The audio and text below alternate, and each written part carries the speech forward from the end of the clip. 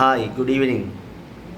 मैं रिसेंट करके आने के बाद का मेरा पहला क्लास है। हम लोग पहले भी डिस्कस किया था, डेली एक एक टॉपिक में हम लोग क्लास करेगा, लेकिन एक्चुअली मेरे को भी टाइम नहीं मिला। मेरा सिचुएशन भी थोड़ा डिफरेंट हो गया, इसलिए आप लोग के लिए मैं टाइम नहीं निकाल पाया। मैं आज से मैं कोशिश कर रहा हूँ डेली एक 15 मिनट्स आप लोग के लिए मैं एक टॉपिक के बारे में डिस्कस करके देगा, तो आपका जूनियर्स को भी आप लोग सिखा सकते हैं या गाइड कर सकते हैं।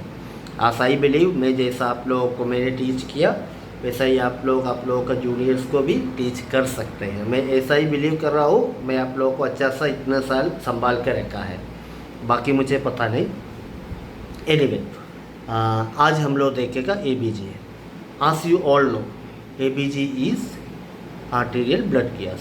ओके, देन ABG हम लोग क्यों करते हैं, हम लोग किस सिचुएशन में ABG करता है, और हम लोग को ABG से हम लोग को क्या इन्फॉर्मेशन मिलेगा, ये तो हम लोग का से क्रिटिकल केयर नर्स ये हम लोग को पता होना चाहिए। ये हमेशा कोई भी सिचुएशन में कोई पूछेगा तो एक ABG देख के आपको पता होना चाहिए मेरा पेशेंट को ये है, मैं तो अभी नेक्स्ट स्टेप मेरे को ये करना है, नहीं है तो मेरा पेशेंट को ये होगा, है ना। तो इसलिए बेसिकली मैं एक ब्रीफ करके बोल रहा हूँ।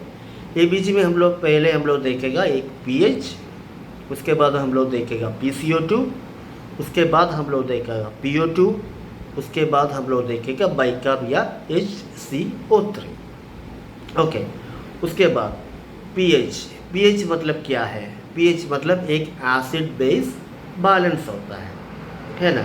अगर इसमें ज़्यादा बेस है तभी हम लोग क्या बोलेगा अल्कलोसिस। अगर इसमें ज़्यादा एसिड है देन हम लोग क्या बोलेगा acidosis.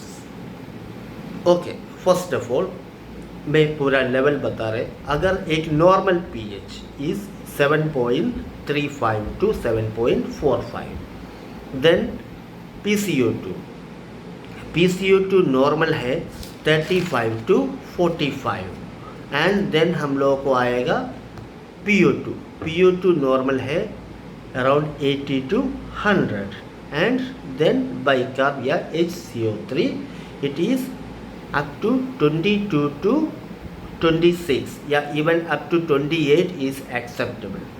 Okay, then mainly what is pH में तो आगे भी बोला है एसिड बेस बैलेंस। तो PCO2 क्या है? PCO2 मतलब partial pressure of carbon dioxide. Okay, then हम लोगों का PaO2 ABG में आएगा। PaO2 क्या है? आगे हम लोग PCO2 में हम लोग क्या बोलेगा partial pressure of carbon dioxide हम लोग बोला है। तभी हम लोग PO2 मतलब क्या है पार्शियल प्रेशर ऑफ ऑक्सीजन, इसको हम लोग बोला है 80 to 100। ओके, अभी हम लोग इसमें हम लोग क्या क्लासीफाई करेगा, हम लोग क्लासीफाई करेगा इसमें हम लोग आगे जो बोला है एसिडोसिस या अल्कलोसिस।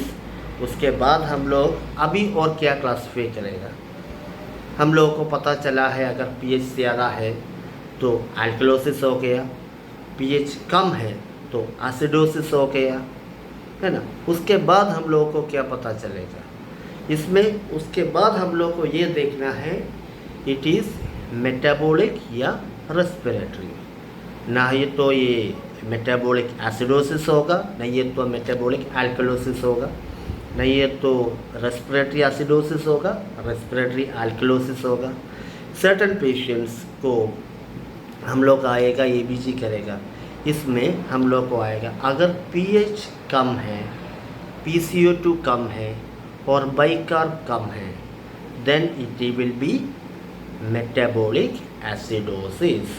हमेशा ये ध्यान रखना, pH come, PCO2 come and bicarb also come, then it will be metabolic acidosis। उसके बाद आएगा हम पूरा इसका सीधा हम लोग ऑपोजिट जाएगा। pH ज़्यादा है, PCO2 ज़्यादा है और बाइकार्ब भी ज़्यादा है, तो अगर हम लोग आगे मेटाबॉलिक एसिडोसिस बोला है, इसका ऑपोजिट क्या आएगा मेटाबॉलिक अल्कलोसिस। अल्कलोसिस हम लोग आगे बोला था, ज़्यादा बेस होने से अल्कलोसिस बोलेगा अल्कलेन, या ज़्यादा एसिड होने से एसिडोसिस बोलते हैं, है ना। उसके बाद तो अल्कलोसिस क्या हुआ, metabolic alkalosis and metabolic acidosis हम लोग बोल लिया है। अभी हम लोग आएगा respiratory acidosis and respiratory alkalosis. अगर एसिडोसिस में हम लोग को एक ही चीज़ हमेशा याद रखना, पीएच हमेशा कम रहेगा, है ना। इसमें रेस्पिरेटरी एसिडोसिस में पीएच तो हमेशा कम ही रहेगा क्योंकि ये तो एसिडोसिस है। उसके बाद क्या होगा, PCO2 और बाइकार्ब, PCO2 ज़्यादा होगा, बाइकार्ब भी ज़्यादा होगा, then it will be respiratory acidosis, है ना।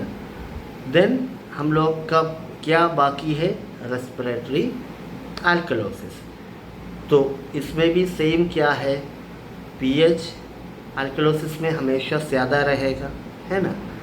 तो हम लोग को एसिडोसिस में हम लोग रेस्पिरेटरी में क्या बोला, pH come, PCO2 high and bicarb also high.